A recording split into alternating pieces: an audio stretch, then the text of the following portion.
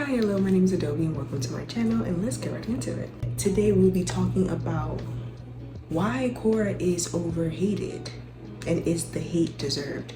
In my personal opinion, I do think the hate for Korra as a character is overly done. I feel as though that she isn't giving grace. And in my personal opinion, I don't think she's the worst avatar. I already have my opinion on who the worst avatar is. Maybe I'll do a video on that some other time.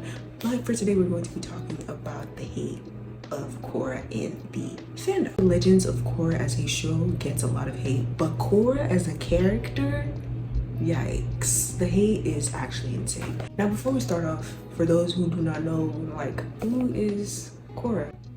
Korra is the main character of the Nickelodeon show, The Legends of Korra, which aired April 2012 to December 2014. Yes, The Legends of Korra follows the story of Korra, a Southern Water Tribe girl who is also the Avatar and travels to the Republic City to learn the element of air, as she already has the element of water, fire, and earth under her belt. And when she arrives at Republic City, she's faced with obstacles and learns what it means to be an avatar. Now, I decided to do a little bit more research on why people do not like Korra as a character, and I try my very best to defend this video. So basically, this is what this video is going to be about. I'm going to be defending my client. And Korra is my client. Ooh, maybe that's what I should like, whatchamacallit, the series should be like defending. Yeah, but yeah, I will be defending Korra on reasons as to why people hate her in the fandom. Now, I went on to Reddit and I got like different opinions. Some said they really liked Korra, some said they didn't like Korra, some said they liked the show, but sometimes Korra got on their nerves. Sometimes people brought up the situation with the love triangle, people brought up the situation with her headstrong personality. But I decided to pin it down to just 3 reasons that I will be trying to understand and defend at the same time. If that makes sense. But I concluded everything to just 3 reasons. Our first reason is the nostalgia of Avatar: The Last Airbender and Aang as a character. While looking at these comments, I got to see that a lot of people were comparing her to Aang, comparing their experience watching The Legends of Korra to the experience watching Avatar: The Last Airbender. The reason why a lot of people hate Korra is because she is not Aang. I think one thing people expected when watching The Legends of Korra is that they expected Aang to still be there. And I get it, because growing up, that show was amazing. Like, I don't give it. You wake me up in the morning, in the afternoon, night, I will tell you how great that show is. Beginning of episode 1, season 1, whenever Tenzin is telling how like Republic City came to be, and then we see this big statue of Aang, like, hey, he did it, but then you soon realize he's dead. So already, like, that sadness, because I'm not gonna lie, whenever I first watched that, I was very sad, because I was like, damn, Aang is really that, like, he's really dead. So I do believe that a lot of people, in a weird parasocial way, like, still wanted to see Aang, even though the show wasn't about Aang. I feel as though people didn't let Korra be herself or be her own character, and was expecting Aang out of her. Just because Korra is a reincarnation of Aang doesn't necessarily mean that she's going to be Aang. They might have similar characteristics, but they're not going to be exactly the same. And it was just interesting to see, because a lot of times when Korra would show her flaws, people were like, oh, Aang would never do that. Aang would never do that. And it's also shown whenever we get to understand that Korra is very headstrong, especially in season 1 and season 2. That's when her headstrong personality was at its peak. And people were just like, yeah, she needs to be more like Aang, more passive, more, but that's not Korra though. And you might not like it, but that's just what it is. The second reason, her headstrong personality. That's going to be the second reason. Her headstrong person, as I said, I feel like people could only bear it for a while. Because I'm not going to say, oh, people didn't like her headstrong person from the get-go. I feel like people like that cockiness of her. People like that she could, she talked her shit with villains. But I feel like as the show progressed and showed that her headstrong personality wasn't only just towards the villains, it was also just towards the people, like her father and Mako and whatever. People were like, okay, you're dragging it. But And also a little bit about her cockiness. I feel as though a lot of people, the more and more the show went on, actually, when did people start not liking her cockiness? I'm gonna be honest, I think it's season 1. I feel like, why do I think so? I think a lot of people, and this is a little thing, but I think it's always, I always see people talk about it whenever people want to talk about why they don't like Korra. That entire love triangle between her, Mako, and Asami. I'm not gonna say what she did was right. She shouldn't have kissed Mako. She knew that he was going out with Asami.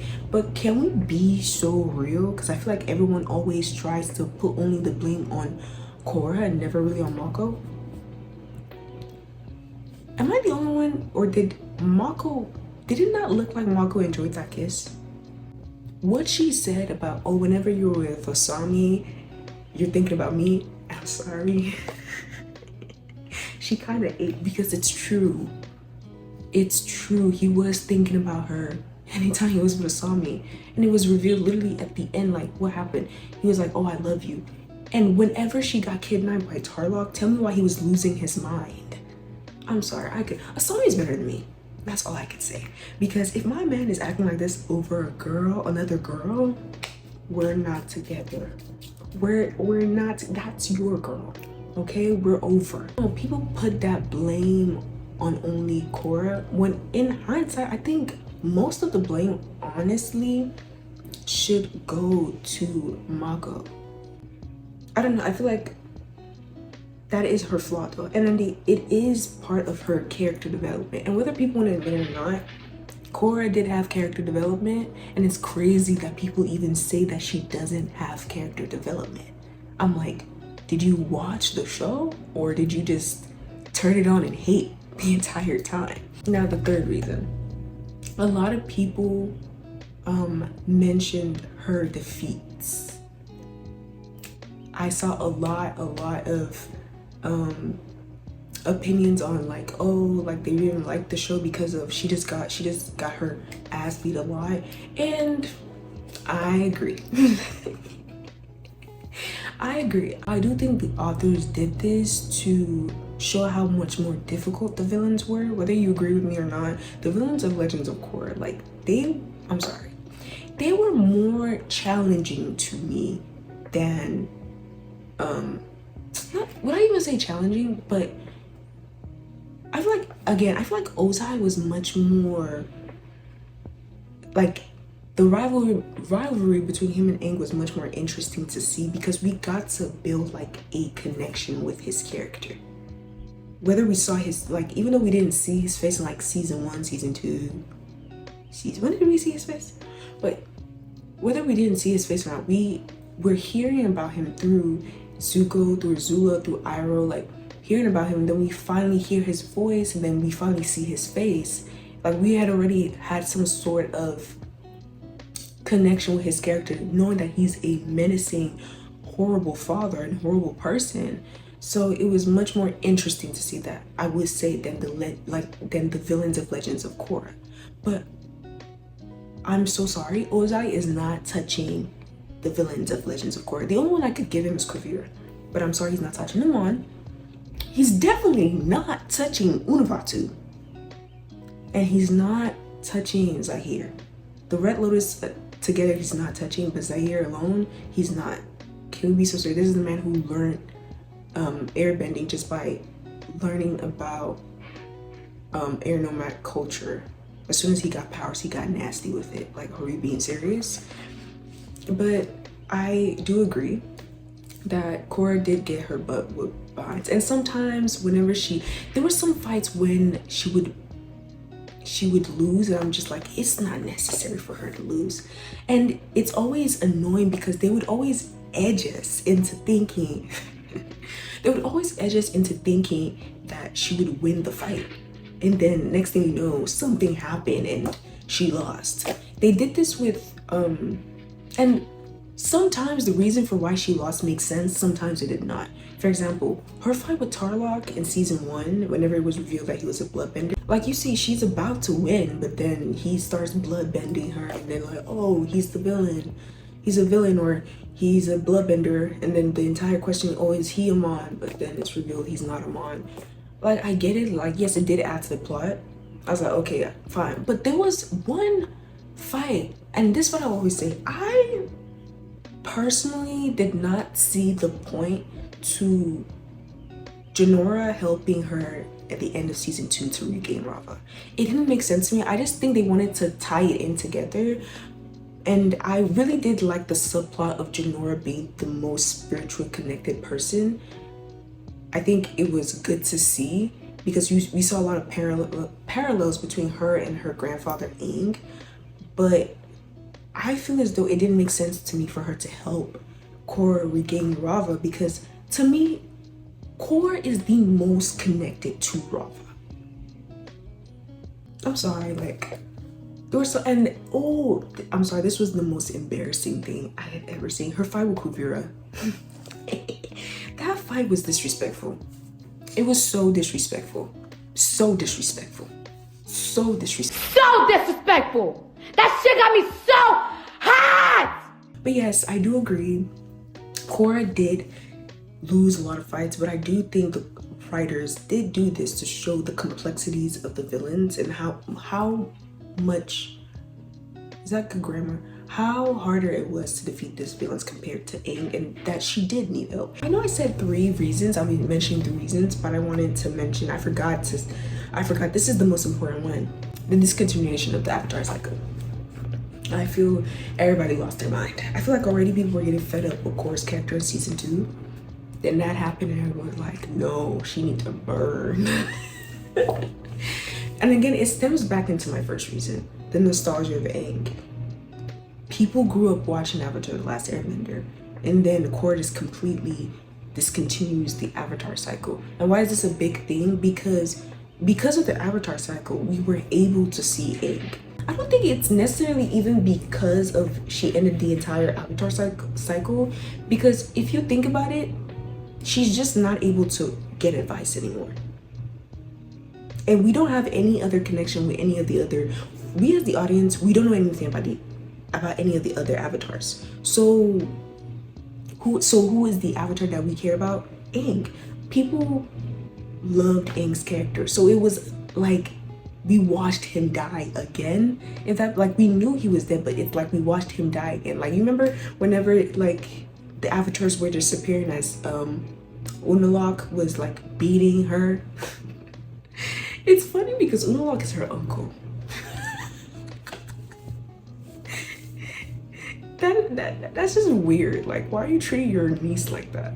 But as he was beating her, we see the avatars vanish, and the first person we saw leave was Aang, and it's just like it hit right here. It hit right here. And even though we knew this character, Avatar 1, for a little bit, it still hurt, you know? So I don't think people even cared that they weren't able to get, she wasn't even going to be able to get advice from previous avatars. I think it's just, it was mostly that, or maybe it is, maybe some people did care, but I do think it's mostly people would never see Aang again.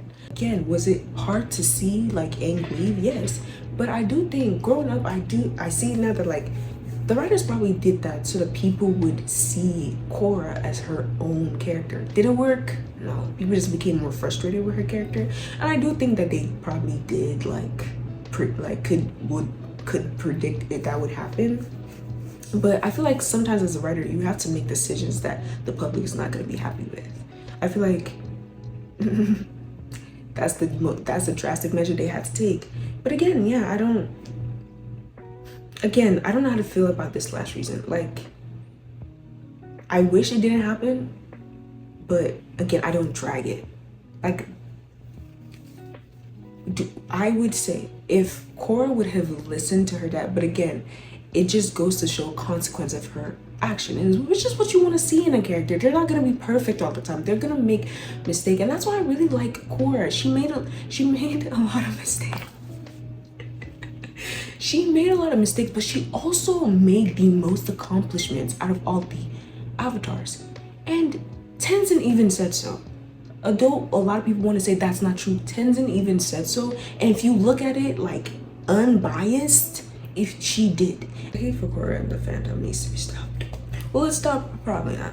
I feel like people will constantly just say that she's the worst avatar. Again, I already have my opinion on who I think the worst avatar is. Not gonna say it, but it's definitely not Korra. And before y'all be like, it's not Aang either. I wasn't going to say Aang, but I just think, and definitely it's not my bad bitch Kyoshi. But I just think people drag it, and people need to learn to have more grace for Korra. In general, I think people need to have more grace for female characters. I feel like sometimes there's just this double standard on strong female characters compared to their male counterparts. All right, y'all. It's been a hard day defending my client. Gotta clock out.